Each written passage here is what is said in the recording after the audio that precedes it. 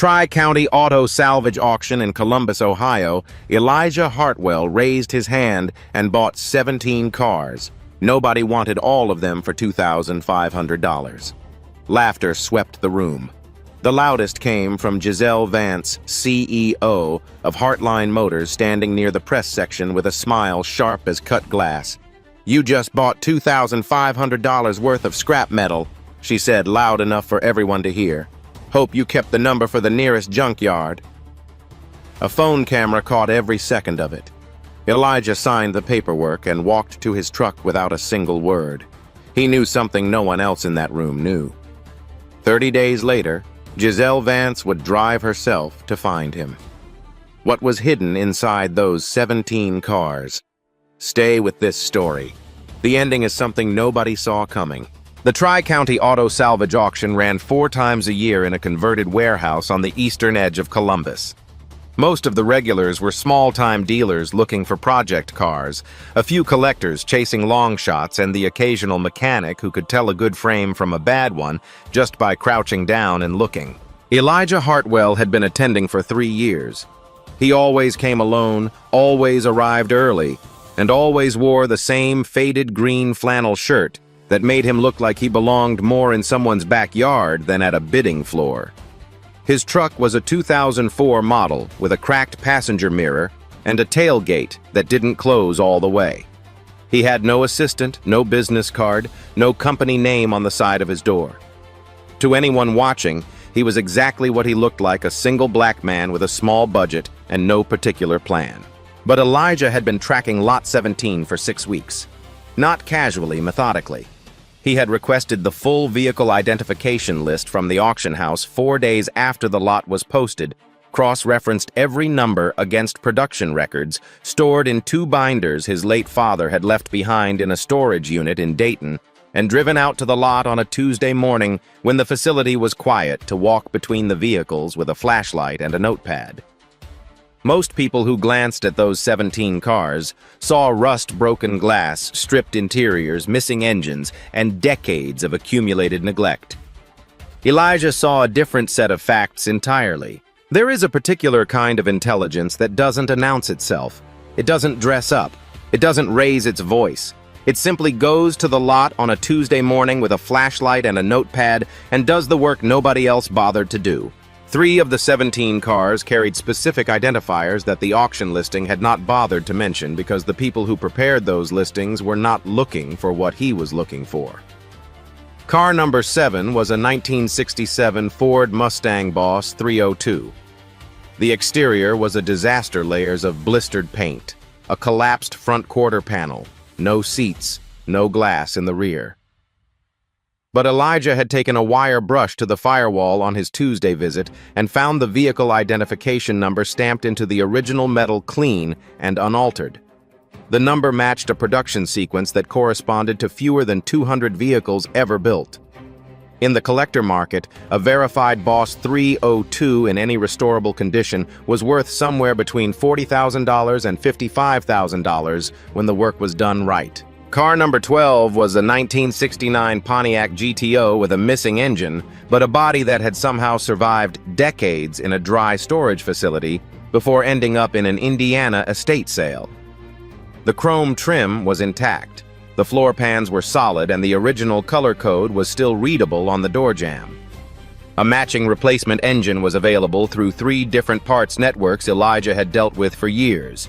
Restored, it would bring $30,000 to $35,000. Those 2 cars alone justified the price of the entire lot several times over. But it was car number 3 that Elijah kept returning to. It sat at the far end of the row, half buried under a collapsed tarpaulin, so corroded and shapeless that 2 different dealers had walked past it without stopping. He had noticed it only because of the roofline, a particular geometry that matched a set of photographs in one of his father's binders. Carter Hartwell had been a restoration engineer for nearly 30 years before his death, a man who had worked on hundreds of significant American vehicles and kept notes on all of them. One entry from 1991 described tracking a prototype vehicle from the defunct Callahan Motor Company, a 1971 V8 development chassis that had been the sole surviving physical record of a proprietary engine series Callahan had been developing before the company folded in 1973. Carter's notes described the car as likely destroyed, but also listed a frame identifier that would make it unmistakable if it ever surfaced.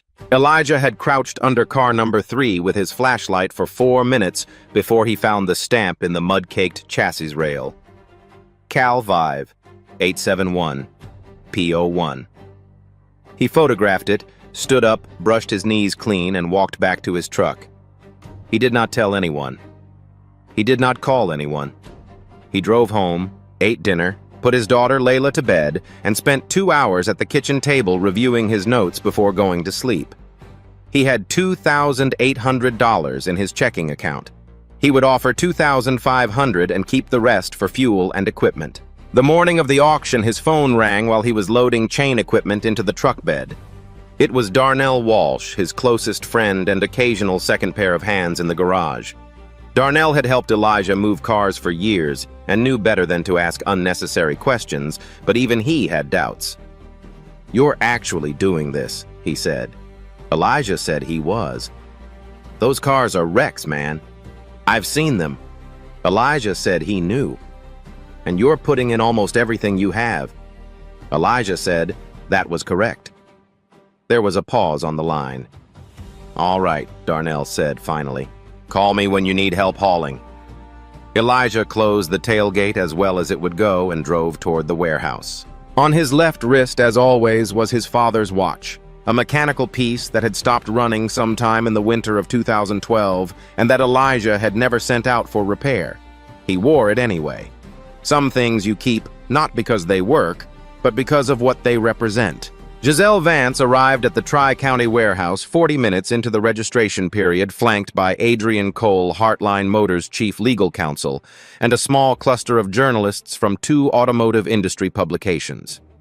She wore a navy blazer over a white shirt and moved through the room in the particular way that people move when they are accustomed to being the most important person present, not aggressively, just with a settled certainty that the space would accommodate them. At 28, Giselle was the youngest chief executive in Heartline's 30-year history. The company operated in the upper mid-tier of vehicle commerce, high-end used inventory curated auctions, fleet consulting for corporate clients, and under her leadership in the preceding 2 years, revenue had grown significantly. A Forbes profile 3 months earlier had described her as a precision instrument in a blunt force industry. She had kept the article framed on the wall behind her desk, not out of vanity, but as a reminder of the standard she had set for herself. Her purpose at the Tri-County auction was specific and limited.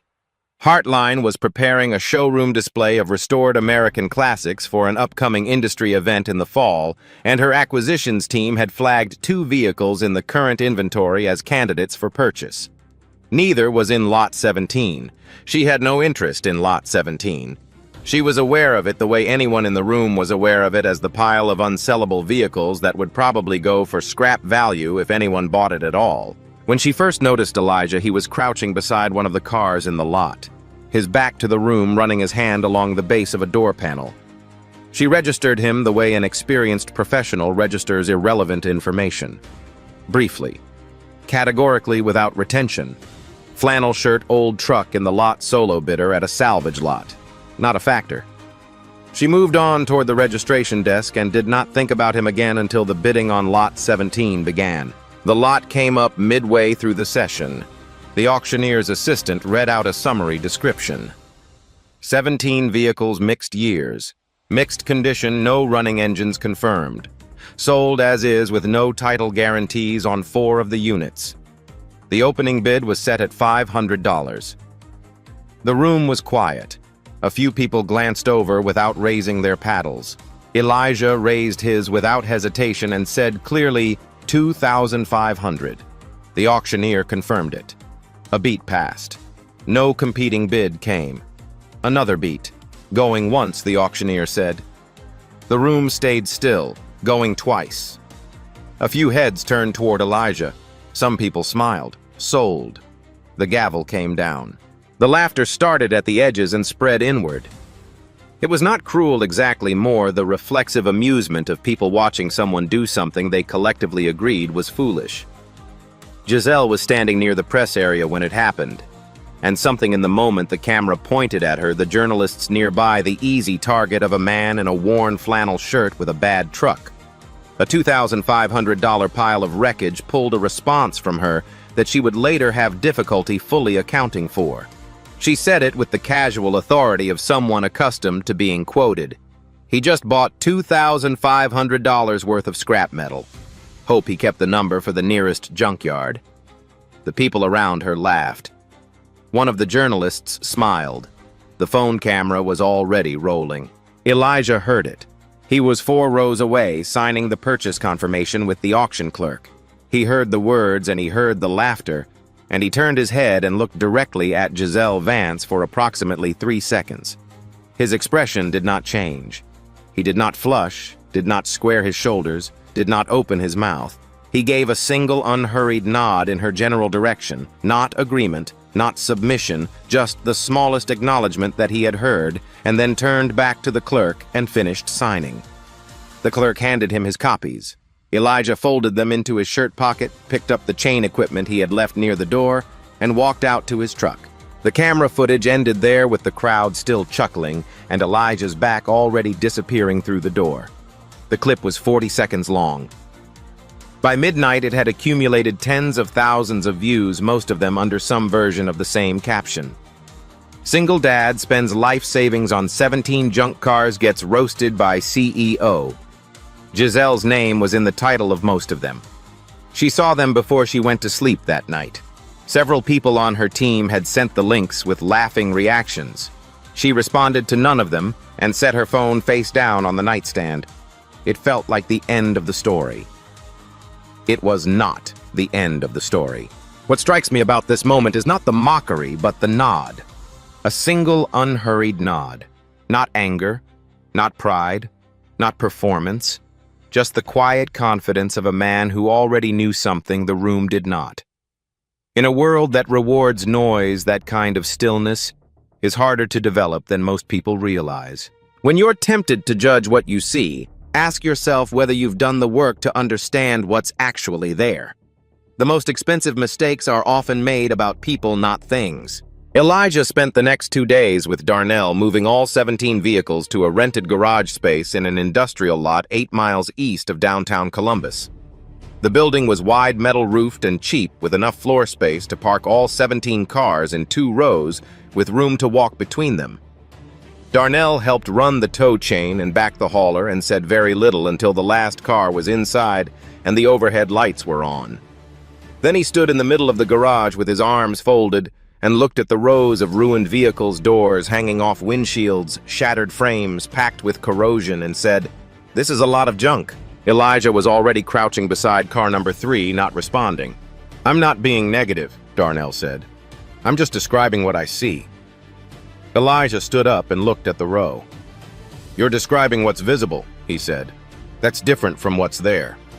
He handed Darnell a clipboard with a numbered inspection chart and told him to start at the far end. "You're describing what's visible. That's different from what's there." 12 words. But they contain a philosophy of attention that most people spend a lifetime without ever finding. They worked through the list systematically over the following 4 days. Elijah applied the same method his father had taught him. No assumptions, no shortcuts, full inventory, before any decision about priority.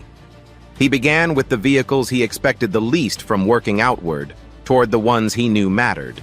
Each car got a full walk-around, a floor pan inspection, a check of the VIN plate, and any visible identification markings, and a notation in the clipboard chart.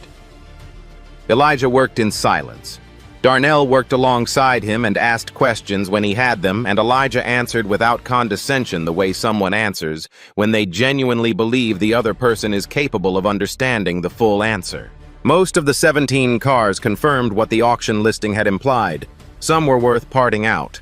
Some had usable chassis components. A few had specific hardware that smaller restoration shops would pay for. He noted each one and set his estimates. Then he reached car number 7. He worked the grime off the firewall with a solvent cloth and a wire brush, uncovered the stamped number, photographed it, and called a collector in Detroit named Raymond who had been hunting a verified boss 302 for 3 years. Raymond called back within 20 minutes. His voice was controlled but not quite steady. He asked twice if Elijah was certain about the stamp.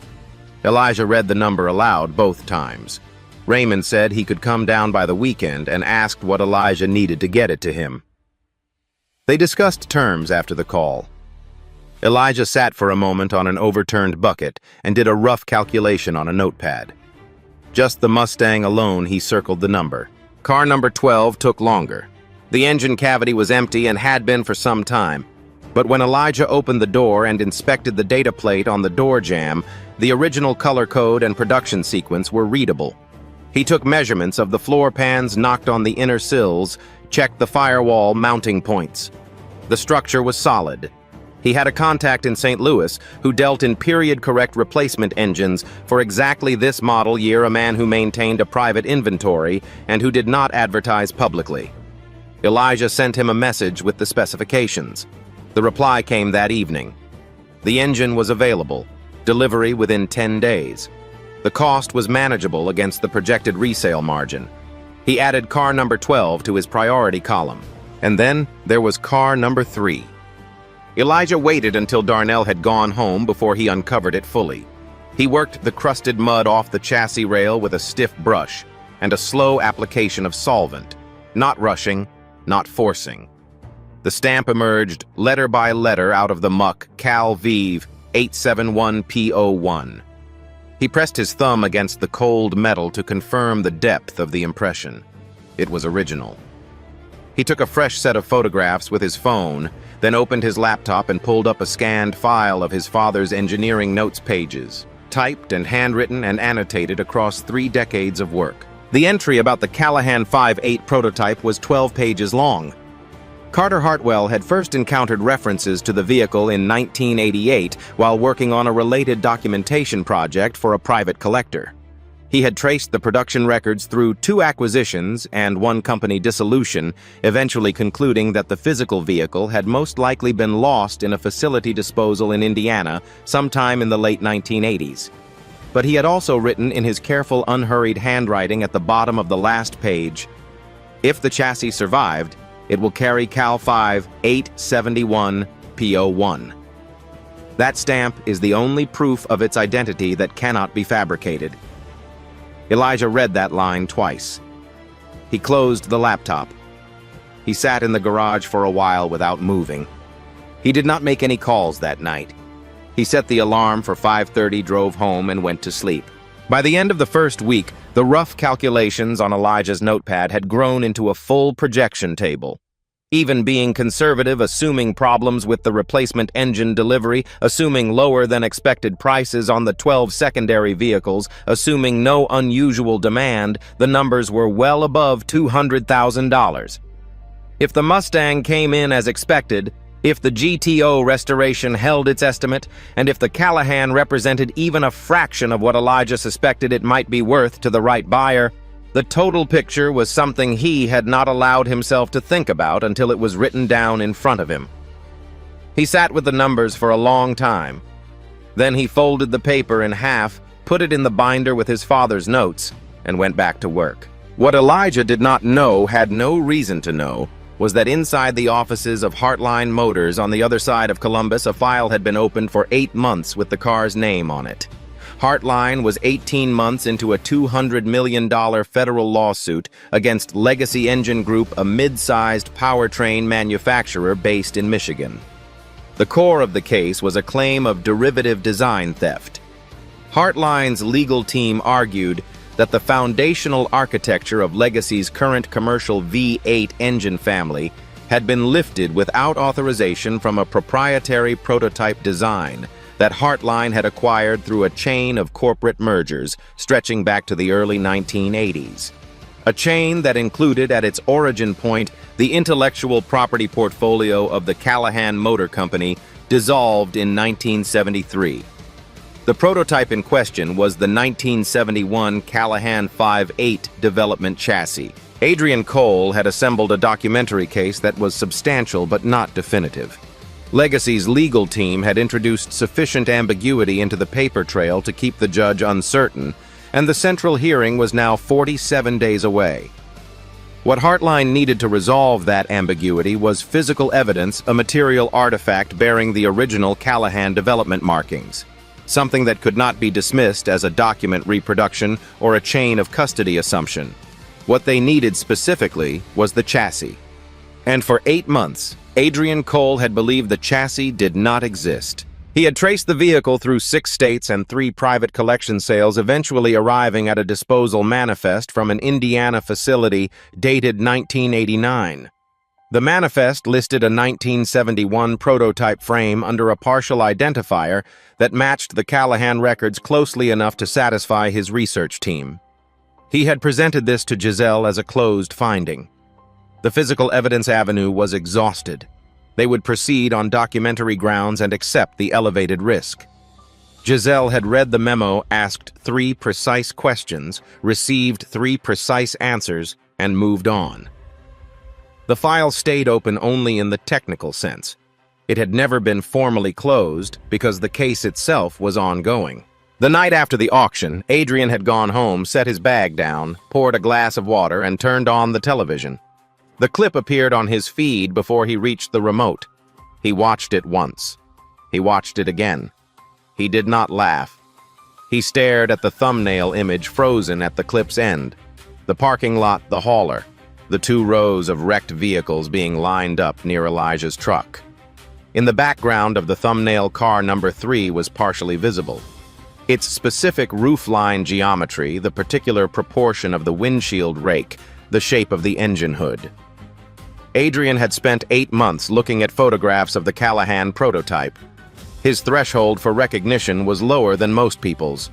He closed the clip, opened a different application, and pulled up the original vehicle photographs from Carter Hartwell's archived records that his research team had been using as reference material. He looked at the roofline in the archive photo. He looked at the roofline in the thumbnail. He closed the application, went to his kitchen, and stood there for approximately 2 minutes doing nothing. Then he went to his home office, opened the auction house website, and navigated to the Lot 17 listing.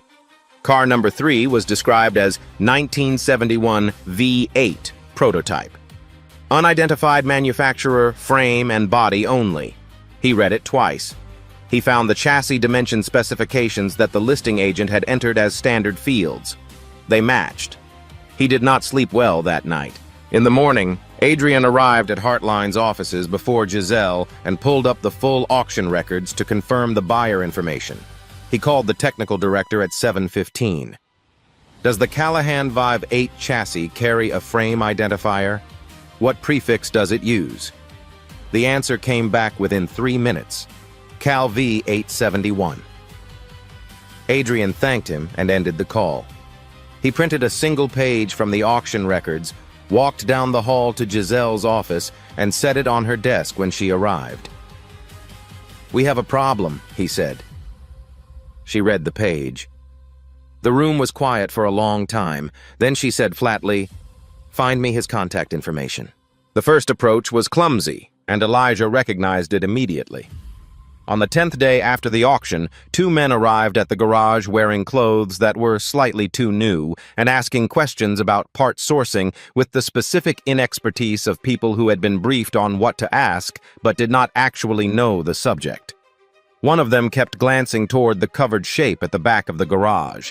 Elijah answered their questions with complete courtesy and zero information. He confirmed that he was not currently selling anything from the lot. He thanked them for stopping by. He watched them back out of the driveway and told Darnell, who was buffing the Mustang's driver's side panel, "They'll send someone with more authority in about 3 days." Darnell looked up. Heartline. Elijah nodded. So they found out about the Callahan.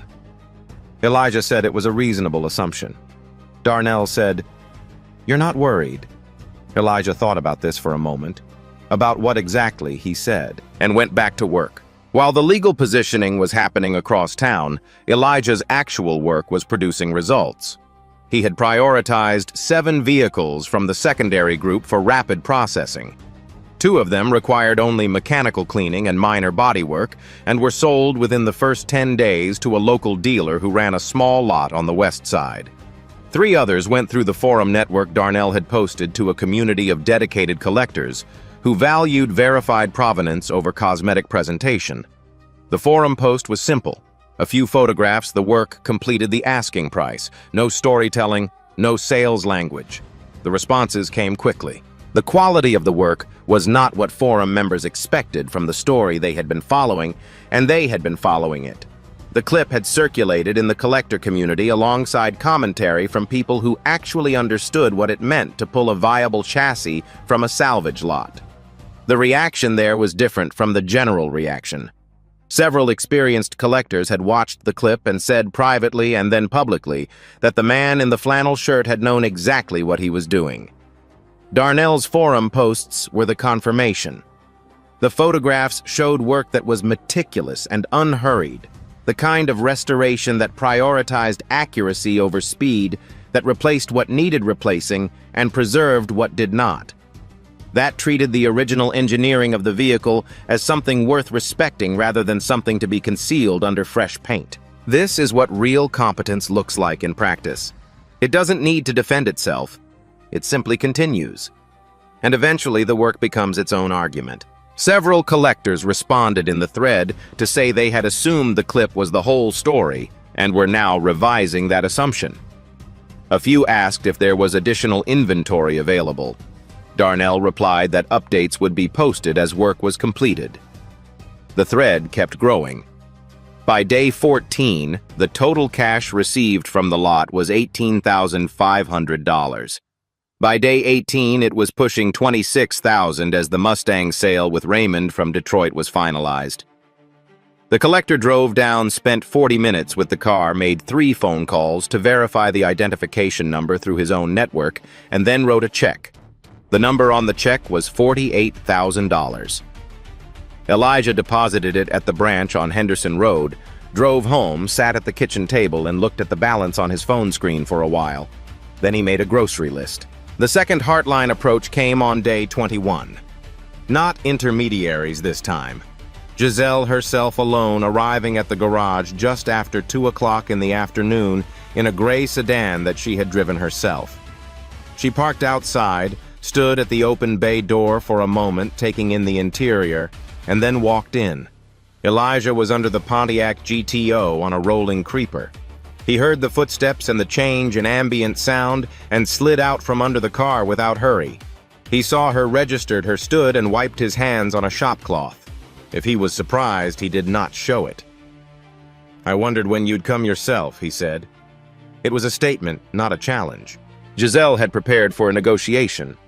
She had a number in mind, a position to open from a set of responses mapped to the various directions the conversation might go. She was very good at negotiations. What she had not prepared for was standing in a working garage and looking at 9 restored or in-progress vehicles arranged in careful rows, each one representing a level of craft that had nothing to do with her assumptions about the man who had bought them. She took a moment longer than she intended before speaking. "We're interested in purchasing car number 3, she said. $15,000 transferred today." Elijah looked at her without expression. "No," he said. She adjusted. $50,000.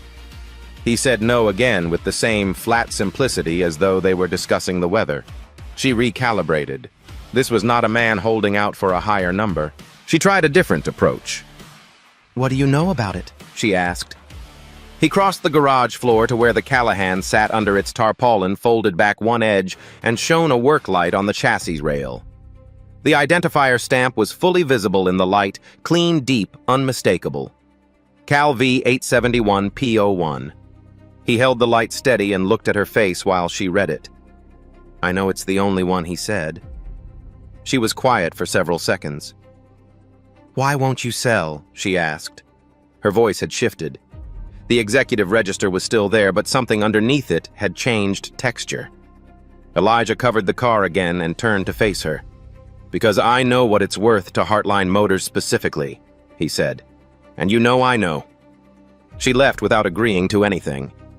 It was the first time in several years she had walked away from a meeting without controlling its outcome, and the feeling stayed with her on the drive back.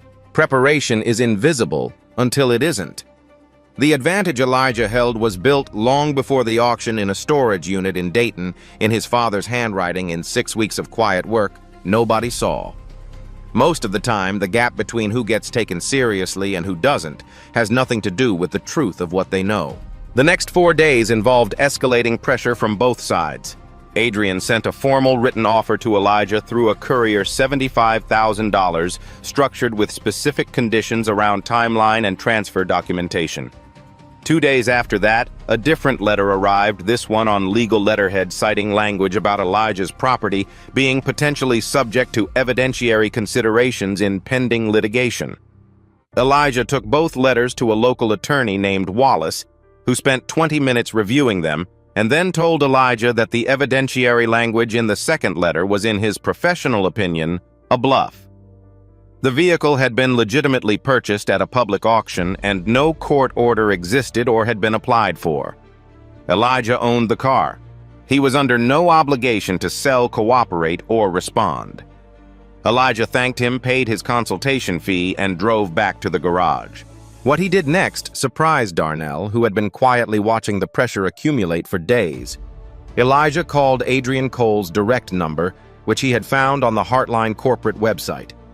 Adrian answered on the second ring. Elijah identified himself and then said without preamble, "I want you to tell your CEO something." The other side legacy made contact through an intermediary 3 days ago. They offered me $180,000 to make the car unavailable before the hearing. I turned it down. I'm telling you this because you should know the landscape you're operating in. I won't be selling to Legacy, and I won't be helping them, but I'm not going to be pressured into selling to Heartline either. Adrian was silent for long enough that Elijah wondered if the line had dropped. Then Adrian said slowly, "Why are you telling me this instead of keeping it as leverage?" Elijah said. "Because I'm not interested in winning by letting someone else lose in a way that's worse than necessary." Another silence. "I'll relay this to Ms. Vance," Adrian said. Elijah said thank you and ended the call. He could have kept that information and used it. He didn't. There's a word for what Elijah did in that moment, and the word is integrity. Not the poster on the wall kind.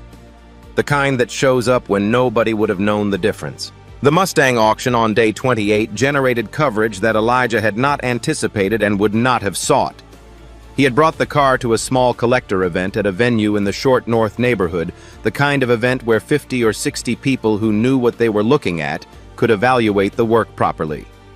3 journalists who had been tracking the lot's story from the beginning were present either by chance or by following the forum activity. When the Mustang sold for $52,000 to a collector from Chicago who had been on the phone with Raymond from Detroit, the night before, the room reacted in a way that a room full of people who understood the significance would react, with the specific, quiet appreciation of people seeing a thing done correctly. The journalists posted their accounts within hours. The numbers in the coverage were accurate. A verified Boss 302 fully restored sold for $52,000 from a lot purchased entirely for $2,500 by a man who had been publicly mocked for buying it. The story did not require embellishment. The math spoke in plain language. By day 28, 15 of the 17 vehicles had been sold or were committed. Elijah's total receipts from the lot, calculated on the workbench notepad that had replaced the kitchen table projections, stood at $183,000. 2 cars remained. The Pontiac GTO was 3 days from completion. The Callahan sat at the back of the garage, covered and untouched, since Elijah had shown it to Giselle. Giselle read the coverage from her office with the hearing 19 days away and the projection from Adrian sitting on her desk, showing a best-case probability of 42% without physical evidence. She turned her chair toward the window and looked at the Columbus skyline for a while. Then she asked her assistant to find an open slot in her afternoon. She came back to the garage on day 29 in the early evening, just as the last light was going flat outside the bay doors. She was not wearing the blazer. She had left Adrian at the office. She stood in the doorway with both hands in the pockets of her jacket and said, "When Elijah looked up from the GTO, I need to talk to you honestly, not as a negotiation." He put the socket wrench down and looked at her for a moment. Then he gestured toward the 2 folding chairs near the workbench and said, "All right." She told him everything. Not the executive summary she had been delivering to investors and board members, but the actual shape of it, the 8 months of searching the documentary case that was almost strong enough but not quite the hearing in 19 days, what a loss would mean for Heartline's core IP portfolio and for the people who had built their careers around it. She told him that the car represented something his father had also understood to be significant, which was not a manipulative observation, but simply an honest one. And then she said, "What do I need to offer you?" Elijah leaned back in his chair.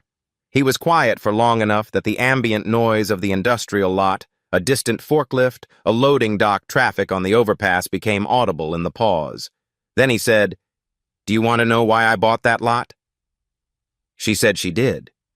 He did not tell her the full story, but he told her the parts that mattered.